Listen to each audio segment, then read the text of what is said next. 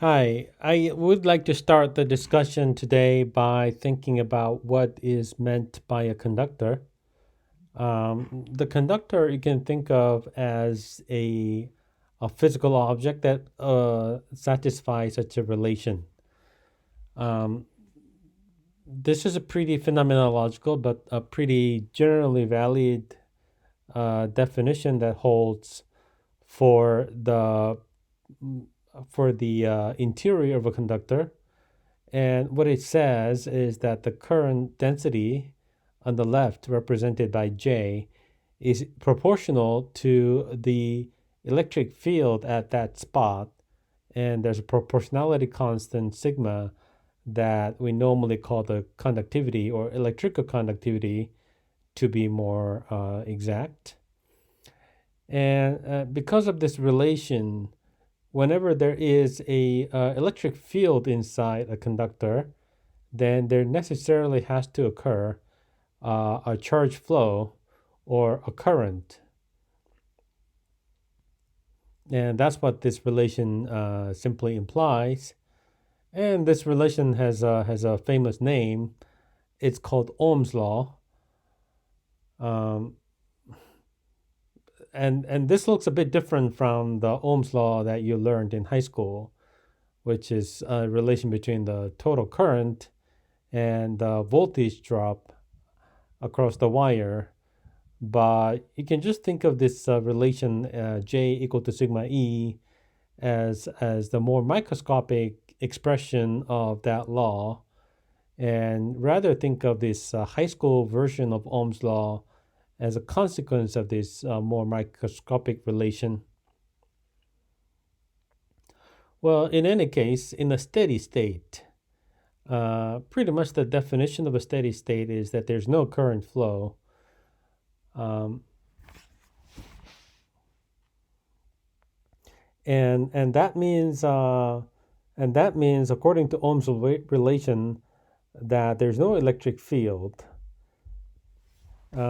So having no electric field inside a conductor, we find that there can be no net charge inside a conductor as well because of these Gauss law relating the divergence of the electric field to the local charge density. So by saying that rho is zero, what we mean is that the net charge density is zero everywhere. And we know that electrons, which are the mobile charges, have a negative charge. So what rho equal to zero means is that the local electronic density is always compensated for by the local charge density, local density of positive ions.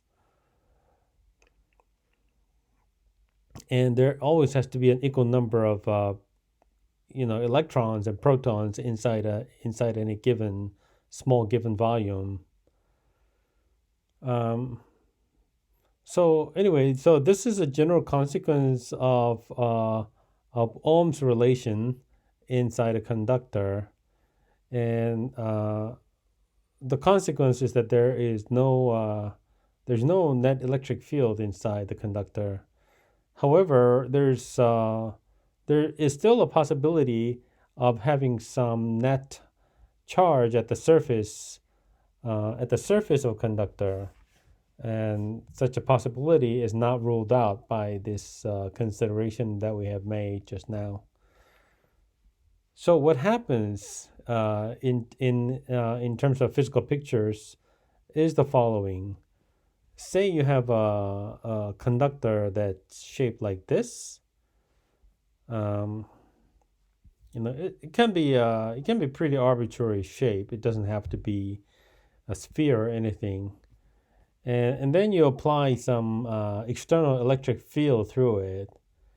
And the external electric field, of course, passes through this conductor.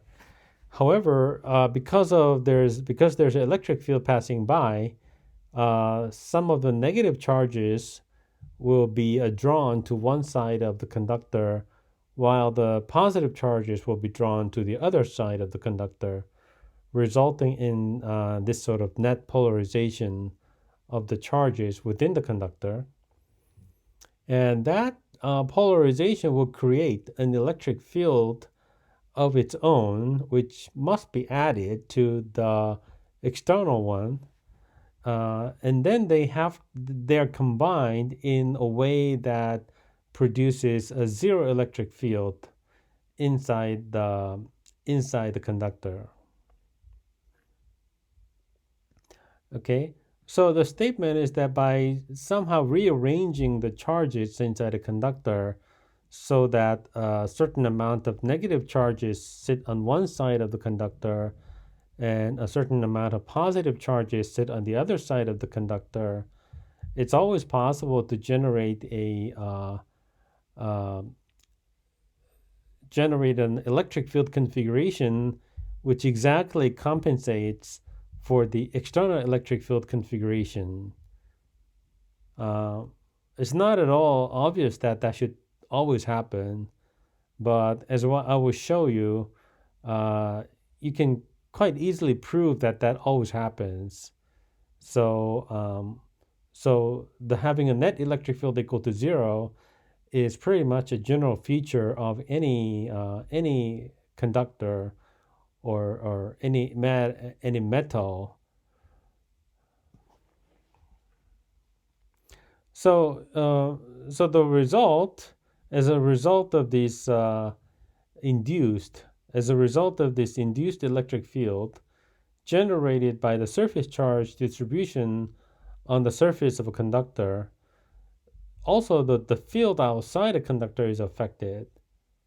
And the result here shown for the net electric field is that there's some kind of bending of the electrical field lines. And although I have a pretty poor rendition of the actual situation, what really happens is that this electric field lines will always emanate from the surface in the normal direction. So I have an electric field coming out of the surface, and it's always coming out at the right angle to the surface area at that point.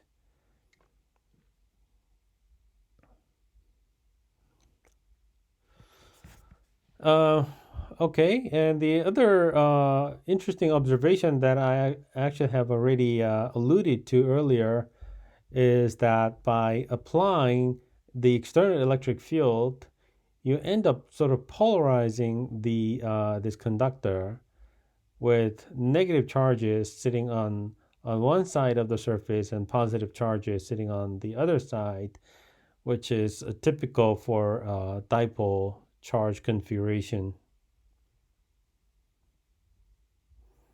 Okay, one simple way of putting it into words is that electric field tends to induce a dipole moment for the conductor.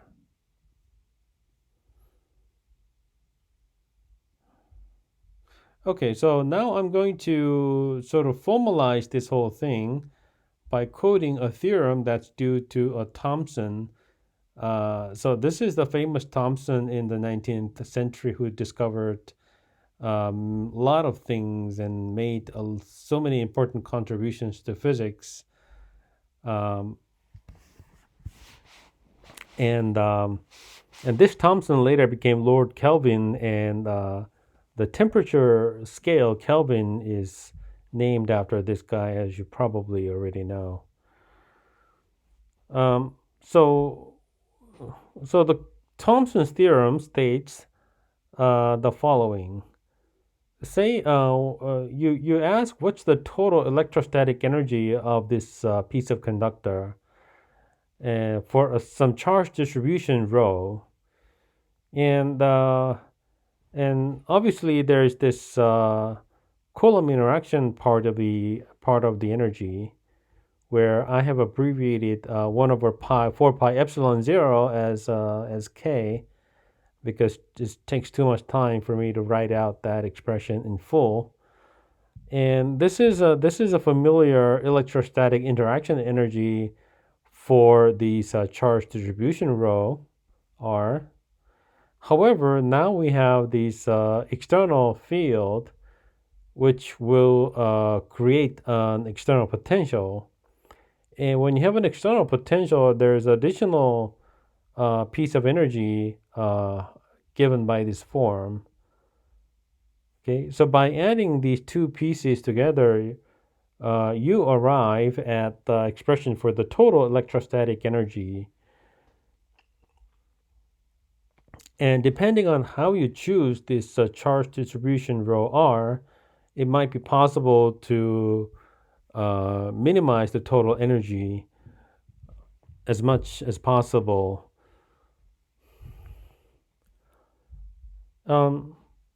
However, as noted by Thomson, this minimization of the energy has to be done while obeying a very specific constraint. And the specific constraint is that the total charge cannot be changed. Okay, so what I mean is that there's a certain amount of total charge inside this conductor. Okay, and when there's an electric field applied from outside, these charges will be redistributed in response to the electric field from outside. However, this is only a redistribution of charge without being able to add or subtract any charges from the conductor. Okay, and that's what this constraint really implies.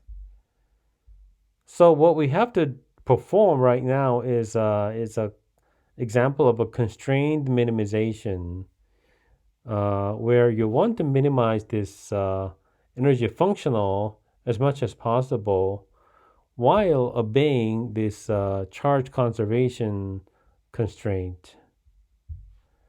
And as you probably know from a course in mathematical physics, this sort of constrained minimization is handled by the Lagrange multiplier method, which is that instead of trying to minimize the energy functional itself, you have to minimize a modified energy functional, which has this extra term here given by the product of lambda, which is known as a Lagrange multiplier, times the total charge, which is the quantity that we have to conserve. Okay, and then you take a variation of this modified energy functional and take it to 0, because that's would be the condition to be satisfied at the minimum of this functional. And by looking at the form of this variational derivative equal to 0, we get this relation. Okay, and this is something you can pretty much derive by you can write down by inspection of the original energy functional. So I won't go through the derivation because it's really just, it's not even the derivation, it's something you can just read off from the form of the energy functional itself. So this is the equation that one must solve, and this equation has to be satisfied for arbitrary variation of the charge density delta rho, right? And the only way that can be satisfied is if you hold this equation to be true for arbitrary r. Okay, but this has a pretty simple interpretation, because this first term is nothing but the electrostatic potential due to a charge distribution of the conductor. And this is the external potential. And by adding these two pieces together, you come up with the total electrostatic potential. And that has to equal some constant lambda, which means that the total electrostatic potential inside the conductor has to be maintained at some constant value if one wants to minimize the total electrostatic energy while obeying this charge conservation constraint. Okay, and if the potential is held constant throughout the interior, then its gradient is zero. Therefore, the electric field is zero everywhere inside a conductor. So through this pretty simple argument, you can prove we have proven actually that this situation I have drawn in picture here is actually always realizable. It's not just by chance that we can end up with a net electric field equal to zero inside a conductor, but the fact that this happens is guaranteed by this theorem proven by Thomson more than a century ago, more like a century and a half ago. Okay, so it's a very encouraging piece of theorem to keep in mind. And the other question I want to address with some rigor is exactly how much dipole moment is induced by an external electric field. And so what I'm considering here is perhaps the simplest physical setting in which that question can be answered quantitatively. And that's the case of a spherical shaped conductor subject to a constant external electric field pointing in the positive z-axis, like this. Now, according to Thomson's theorem that was just proven, there has to be a induced or self-electric field which is equal and opposite to the electric field from outside. Okay, so we already know the answer to the question, what is the amount of induced electric field?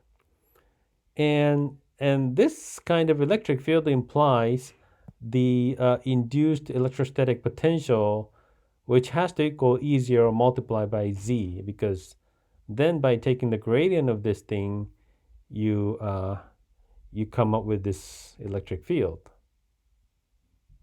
Okay, well, in the spherical coordinates, Z equals R times cosine theta.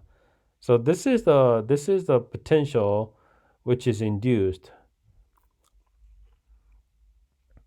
Okay, now it's interesting to compare this form of the potential to the electrostatic potential of a dipole.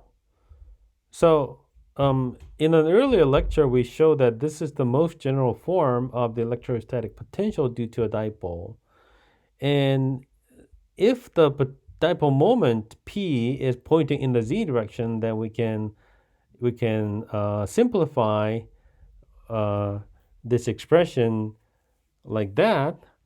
And again, by writing this thing in the spherical coordinates, we find that the potential has to take on this form.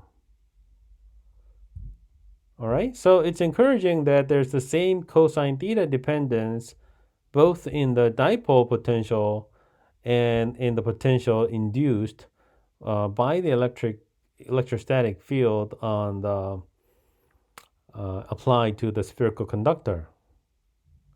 However, there's a difference, which is that the R dependence here is R, whereas the R dependence over here is 1 over R squared. So it's not the same, but it's not the same with regard to the R dependence, but they are the same with regard to the angular dependence. So let's build up our case a little more on the basis of these coincidence. And if you think about it, then in fact, what we really have here is the induced electrostatic potential for the interior, for the inside of the spherical conductor.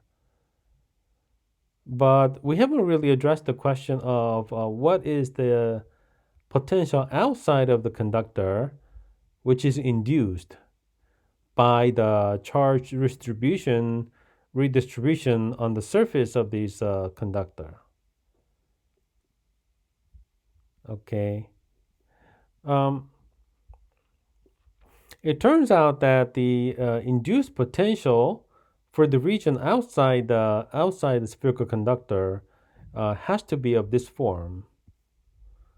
Okay, so this conclusion comes from the general analysis of the potential function in the spherical coordinates. So it's okay for you to take my word for it. Now, this potential form has to match the form already given here when this radius equals the radius of the sphere. So we have a sort of a boundary condition to match, and by matching the two potential function values across the boundary of the sphere, we find that this unknown constant B is in fact the electric field strength E0 multiplied by cube of the radius of the sphere. Okay, so we no longer have an unknown constant because B is now fixed. Okay, and this turns out to be the exact form. This turns out to be the precise form of the induced potential for the region outside of the sphere. Now we can make a comparison of this expression to the expression for the potential of a dipole. Now we have a perfect match between the two expressions, provided that we assume the dipole moment P to be exactly this thing here. Okay. And now this is delightfully proportional to the external electric field. And here comes the obligatory constant, dielectric constant epsilon 0. And alpha, which in this case happens to equal 4 pi times r cubed, is the quantity that's generally called the polarizability, which is basically a measure of how much electric dipole moment is induced by an electric field of a given strength. Okay, so in summary, what we find is that applying a constant electric field to the spherically shaped conductor induces a dipole moment, and only a dipole moment. In the sense that there's no higher order moment like the quadruple moment, which is induced by such a constant external electric field. And furthermore, the size of the induced dipole moment can be quantitatively determined to be exactly this value. Okay, so that's a pretty strong quantitative prediction that we were able to get from a relatively simple piece of calculation. Okay, thank you.